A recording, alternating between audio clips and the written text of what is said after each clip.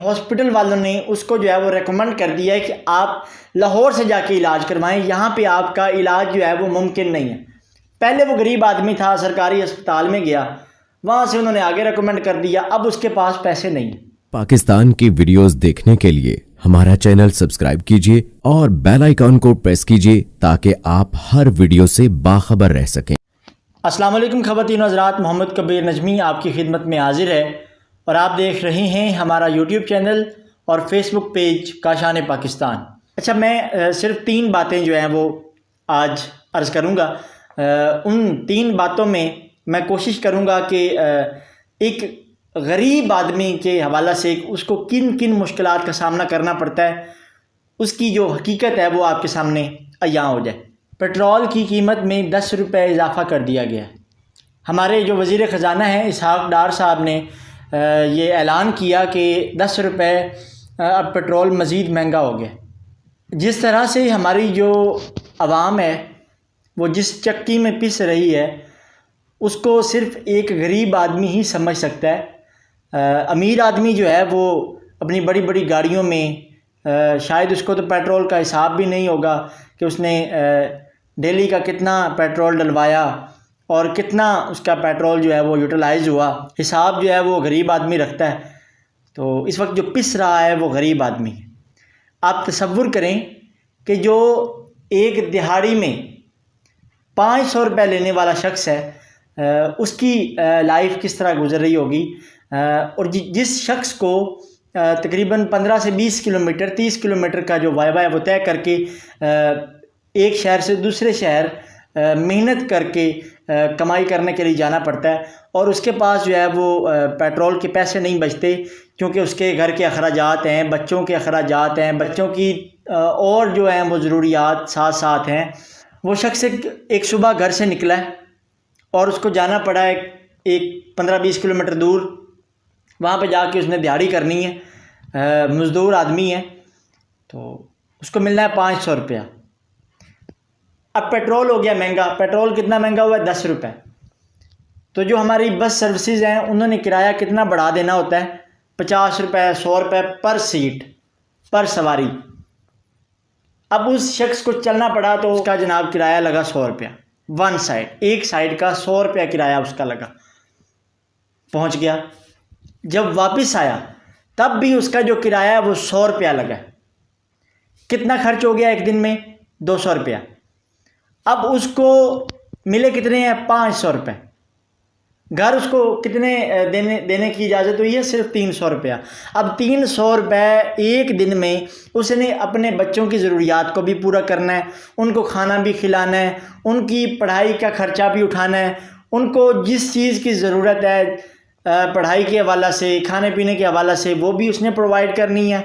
اس کی ظاہر ہے ازدواجی زندگی ہے، اس کی بھی ضروریات ہیں، اس نے اس کی ضروریات کو بھی پورا کرنا ہے۔ میں گورنمنٹ سے ریکویسٹ کرتا ہوں خدا را آپ ایسے لوگوں پہ ترس کھائیں، ایسے لوگ کس کے سامنے جا کے فریاد کریں؟ ایک شخص بیمار ہو جاتا ہے،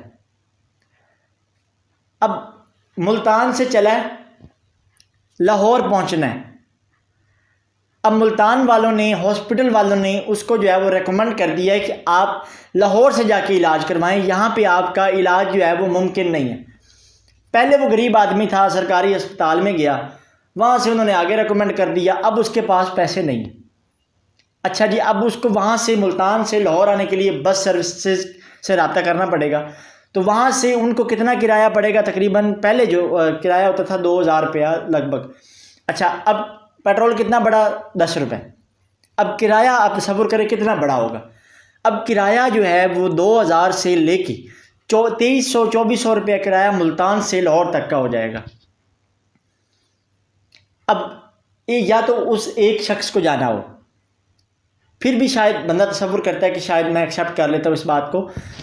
اب اس نے ایک مریض کو ساتھ لے کے جانا ہے۔ اچھا، پہلا اس کا کرایہ، جو اس کے ساتھ مریض ہے اس کا کرایہ۔ اب ظاہر ہے وہ ایک بندہ جو ہے وہ ایک مریض کو وہاں پہ جب لاہور میں جا کے ایڈمٹ کروائے گا تو وہ اس کو مینیج نہیں کر پائے گا، ظاہر ہے اس کے ساتھ کوئی تھرڈ پرسن بھی ہونا لازمی ہے۔ اب تینوں بندوں کا ون سائڈ کرایہ آپ تصور کریں، چلے آپ 2000 روپیہ لگا لیں، 2000 روپیہ 3 بندوں کا، ون سائڈ کا کتنا ہوا؟ 6000 روپیہ۔ جب وہ ظاہر ہے وہاں پہ رہے گا، اس کے کھانے پینے کے اخراجات ان 3 بندوں کے، مریض کے، اور وہاں کی تمام جو ضروریات ہیں وہ بھی ان کو پورا کرنا پڑیں گی۔ اچھا، اس کے بعد وہ پھر واپس آئے گا، 3 بندے، کتنا پیسے لگے؟ 6000 روپیہ، 6 اور 6 12000 روپیہ۔ اب ایک غریب بندہ 500-700 روپے دیہڑی لینے والا شخص ہے، وہ اس کی سر پورے ماہ کا خرچہ آپ 1-2 دن میں کروا رہے ہیں۔ تو آپ تصور کریں کہ صرف ایک 5 روپے 10 روپے پٹرول بڑھنے سے کتنے زیادہ جو مسائل ہیں وہ ایک غریب آدمی کو برداشت کرنے پڑ رہے ہیں۔ تو میں گورنمنٹ سے ریکویسٹ کروں گا کہ وہ پٹرول کے حوالہ سے اور ڈیزل کے حوالہ سے جو ہے وہ غور کریں، تاکہ جو ہے وہ غریب آدمی ایک پرسکون اور پر اطمینان زندگی جو ہے وہ گزار سکے۔ عید آ رہی ہے، عید پہ ظاہر ہے غریب آدمی کا بھی یہ بڑا چاہ ہوتا ہے کہ وہ بازار جائے، بازار جا کے اپنے بیوی بچوں کے لیے جو ہے وہ سوٹ خریدے، جوتے خریدے، نئی نئی چیزیں خریدے، لیکن اس کے پاس پیسہ نہیں ہے۔ پٹرول جو ہے وہ آپ عید پہ آ کے بم پھوڑ رہے ہیں پٹرول کا۔ تو جب پٹرول مہنگا ہوتا ہے تو آپ کو پتہ ہے خاص طور پہ پاکستان کی جو ہر پروڈکٹ ہے وہ مہنگی ہو جاتی ہے، جن میں سوٹس ہو گئے، جوتے ہو گئے، اور تمام ضروریات زندگی جو ہے وہ بہت زیادہ مہنگی ہو جاتی ہے۔ تو اس وقت غریب آدمی جو ہے وہ اصل چکی میں پیس رہا ہے ایک آٹے کی طرح۔ غریب آدمی کو جن جن مسائل کا سامنا کرنا پڑتا ہے آپ تصور بھی نہیں کر سکتے۔ امیر آدمی کا کیا ہے؟ امیر آدمی نے صبح اٹھنا ہے جناب، لائف بڑی مزے میں ہے، اس نے جناب VIP پروٹوکول والی گاڑی میں بیٹھنا ہے، جہاں اس کا دل کرتا ہے جانا ہے۔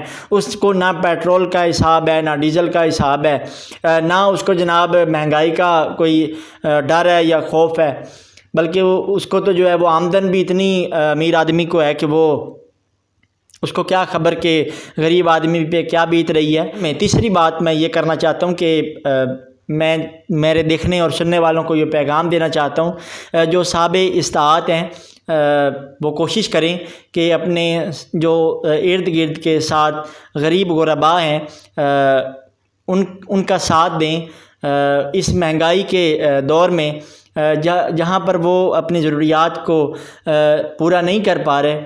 تو آپ کوشش کریں کہ آپ اپنے ہمسایوں کی یا جو آپ کے ارد گرد ضرورت مند ہیں ان کی ضرورت کو پورا کرنے کی کوشش کریں۔ اللہ آپ کا حامی و ناصر ہوگا۔ اسی کے ساتھ اپنے میزبان محمد کبیر نجمی کو اجازت دیجیے۔ خدا نگہبان۔